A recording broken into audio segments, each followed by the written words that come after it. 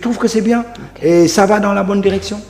Alors président ngàññ nañu ko cette semaine ci dem gi mu dem France ñaari yoon en 3 mois ñu ngi posé wu ay questions aussi ci politique étrangère bi ak souverainisme justement bi nga tudd léegi te ñu waxoon ko am na ñu bëri gisuñu vraiment coppite wala ñu nekk ci yoonu moom suñu bopp vis-à-vis de la France notamment mais même ak yeneen réew yi nga xam dañuy jëflante ak ñoom est-ce que boobu perception yow itam moom nga si am. C'est ce que je dis, c'est tout ce qui est excessif devient inquiétant. Oui, on ne peut pas l'entendre. Oui. Ouais. Pourquoi? Parce que le président a 2 fois le Dem France, non? C'est ça? Oui, en 3 mois. Bon, Dem d'abord, il a été dans la sous-région. Oui.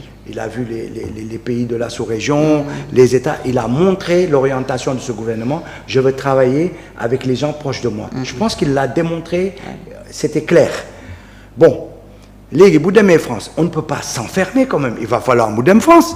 Il va falloir mu dem partout de France rek dina dem dans beaucoup d'États. Donc aujourd'hui su demee France c'est quoi le problème? Il est allé pour les Jeux Olympiques et alors il est où le problème? Les Jeux Olympiques c'est une compétition internationale ouverte. C'est la seule compétition dans le monde où on accepte tous les pays sans éliminatoire. Oui. D'accord? Tous les pays du monde sont présents. La plupart des chefs d'État, il y a eu plus de 150 ou 100 je sais pas, chefs d'État qui sont là-bas. Ceux qui ne peuvent pas venir ont envoyé des représentants.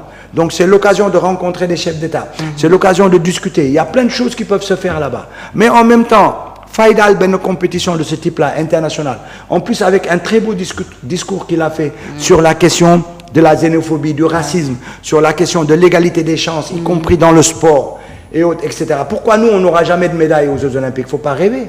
On n'aura jamais de médaille. On n'en a pas encore eu en tout cas. Mais on n'en aura pas. Pourquoi? Ah ouais. Tant qu'on est comme ça. Parce que, balangé a une médaille en handball, en football, en basket, vous devez organiser un championnat digne de son nom, où il y a une réelle compétitivité. Ouais. Après, si pire compétition, tes meilleurs éléments, tu les formes Sélection. À part.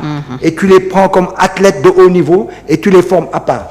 Est-ce que tu sais en France combien de milliards ils ont mis pour préparer leurs athlètes? Combien de milliards? Même le tatami là, où les judokas se préparaient, ils ont pris le même tatami que celui des Jeux Olympiques. Pour que moi am les mêmes trucs. Oui. Les boxeurs pareil, les machins. Ils les ont mis dans des conditions. C'est pour ça qu'ils vont exploser les médailles par rapport à médailles Amon. Parce que c'est le sport de haut niveau. Si vous avez un sport de haut niveau, vous avez déjà sportif de haut niveau. Après nous former quoi. Nous avons sportif de haut niveau, on a des sportifs à un certain niveau parce que c'est un championnat de roule, c'est qui de roule.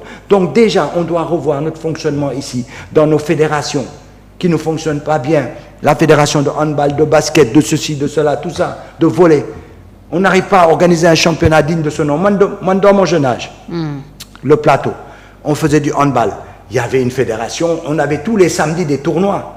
On avait des compétitions, on se déplaçait à Kaolack, Casamance, Thiès, partout. On était même contents, on avait des week-ends où on se déplaçait pour aller jouer. Il y avait des matchs aller-retour. Aujourd'hui, ça ne se fait plus. Au plateau, il n'y a plus d'équipe de handball. Pourquoi? Mais parce qu'il n'y a plus de stade. Les seuls stades que j'avais dans ma jeunesse, c'est devenu des piscines pour des hôtels. Ou des terres. Il n'y a plus de lieu pour ceux qui... Les gars, si vous voulez faire handball, Manar Somodo, si vous voulez handball, on va se déplacer à Guédiawaye. Mais c'est une hérésie. Ouagédiawaye s'est déplacé pour venir faire du sport au plateau avant. Maintenant, c'est nous qui allons dans les banlieues parce que nous avons les infrastructures qui ne sont même pas adaptées. Et nous, maintenant, on doit se déplacer en banlieue pour faire le sport que nous avons toujours fait. Les grands sportifs, les Adidas, les Cabès, les Tutungom, les Jean-René Boy, tout ça, on les a dans le plateau. Le stade Hassan Diouf qu'on avait avec l'US Gorée, le Dial Diop et tout ça qui jouait, mais ça n'existe plus.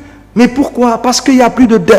On a mis partout des lieux pour déposer des marchandises, pour ceci. Regarde l'immeuble où je suis, le parking, tu ne peux pas l'utiliser. Pourquoi? Parce que les Chinois ont loué le parking. Yo, balangé de ces immeubles,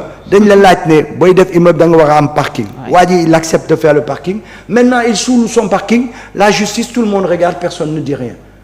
Mais le gars, il a détourné la loi. Parce que nous, nous garer sur auto. Les premiers étages, les deuxièmes étages des habitations dans le plateau, c'est devenu des lieux de stockage des marchandises des étrangers. Je ne veux pas cibler une population, une nationalité, mais je veux dire, ils mettent là-bas le stockage de leurs marchandises, alors qu'ils devraient le faire en dehors de la ville et les ramener. Mais faciliter, ils les stockent ici. Est-ce que c'est normal? Les gens n'ont pas où se loger. Les loyers sont importants et tout ça, etc. Les propriétaires louent parce que c'est plus. Mais c'est même dangereux. Parce que s'il y a du feu, parce que les appartements ne sont pas prévus pour être des lieux de stockage. Tu comprends? Donc tout ça, c'est à redresser. C'est à redresser, c'est à faire. Et on ne peut pas se développer comme ça. Donc, même quand il va là-bas et qu'il voit ce que c'est un sportif de haut niveau, il pourra parler avec ici les gens. Et donc, c'est une très bonne chose que ce président soit allé là-bas. Alors, les gens, ils disent, oui, il va avoir les Jeux Olympiques, le Sénégalais a faim, Talouli. Mais si on se base sur simplement le Sénégalais a faim, on ne bouge plus d'ici. Hein. Et c'est très important d'aller dans cette compétition. Effectivement. Alors, peut-être le dernier point, moi, lui, def débat aussi, hein, depuis que le président Diomaye Fallou tànn Ousmane Sonko comme son premier ministre, ñu ngi wax probable dualité au sommet. Est-ce que bokk na ci li ngeen di ragal? Probable dualité au sommet. Man ñaanuma ko yàlla. Maintenant, l'être humain est un être humain, mais man ñaanuma ko yàlla. Je pense que c'est un duo, il faut absolument que ce duo réussisse. Moi, je suis dans une logique de ne pas être déçu. L'espoir des Sénégalais est trop grand pour qu'on mette en avant notre voilà, il faut qu'on aille de l'avant, quoi. Nous, s'oublier soi-même, quoi. Nous, on compte pas dans l'affaire. Ce qui est important, c'est l'enjeu du contexte, l'enjeu politique. J'espère qu'ils seront à la hauteur. Il n'y a rien qui me permet de dire qu'ils ne le seront pas. Maintenant, l'être humain est un être humain. Et dans tous les cas, je trouve que c'est un bon duo pour l'instant. Il y a quelqu'un qui a une vision, qui est calme, qui va dans la bonne direction, qui donne les grandes orientations. Il y a un autre qui dit que moi j'ai une équipe, j'ai un projet à gérer, il faut le gérer comme ça, qui n'hésite pas de rappeler qu'il est aussi politique les week-ends, qui va faire ses interventions politiques, que je lui accepte. Parce que bon, après on nous dit, ouais, il est ministre ou il est politique. Bah oui, mais il est Premier ministre, mais il a l'étiquette politique, on doit lui accepter, c'est le président du PASTEF. Donc c'est normal que le week-end, quand il va à Koloban, il ait un discours. Le discours qu'il a tenu à Koloban est un discours qui était assez tendancieux sur la question des marchands ambulants, je le reconnais, mais quand il les a reçus le mardi, il a été top. Ferme. Parce que là, il a été vraiment clair sur l'intérêt général. Mais quand il les a vus à Koloban, il a été plutôt l'homme politique qui a voulu gérer sa base. Je le lui reconnais. Mais quand il a reçu à la primature ces gars-là, il leur a dit, il y a des choses, je ne l'accepterai pas. Même si vous êtes des pasteurs, etc. Donc, bon, après la presse, qu'est-ce que tu veux? La presse va mettre en avant dafay yéegeli ben yéegeli qui la faral moom laa la wax su ñu nekkee dans des oppositions d'opinion su ñu nekkee dans des opinions de communautarisme on n'avance pas.